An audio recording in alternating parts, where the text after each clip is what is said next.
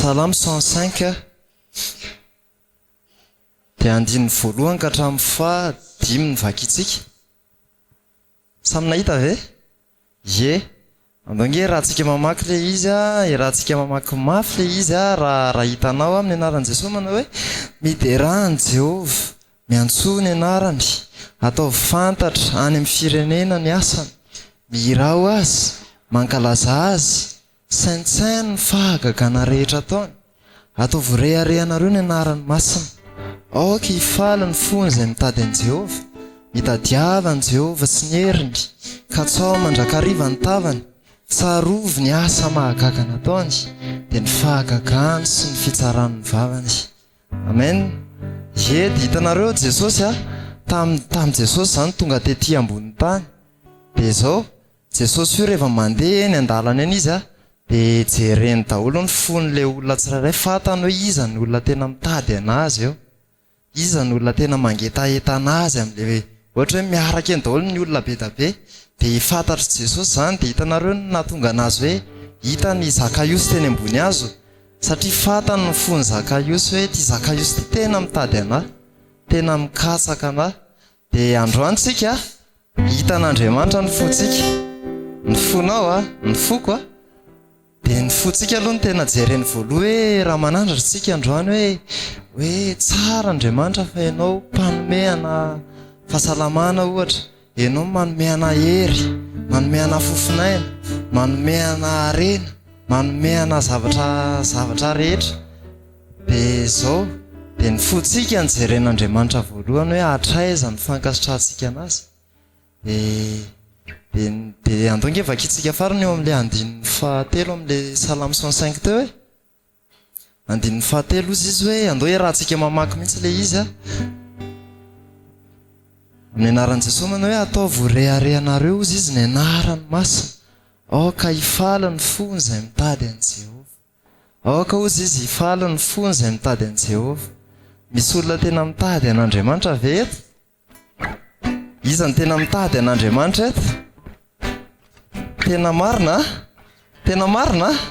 Tsy manangatahana fotsiny eny ary dia andao ary tsika ozy hoe aoka hifaly ny fony izay mitady an'i Jehova. Tokony ho faly zany tsika zao iza ny afaka ny faly androany? Ye, dia zao ary ndao ary ty raintsika hoe faly eo mahita anao, dia aseho antsika amin'ny namantsika eo akaikitsika mihitsy le fifalitsika zay. Dia mangala namana atao tsirodro eo akaiky eo zany, dia atolotritsika an'ilay olona ty hira ty.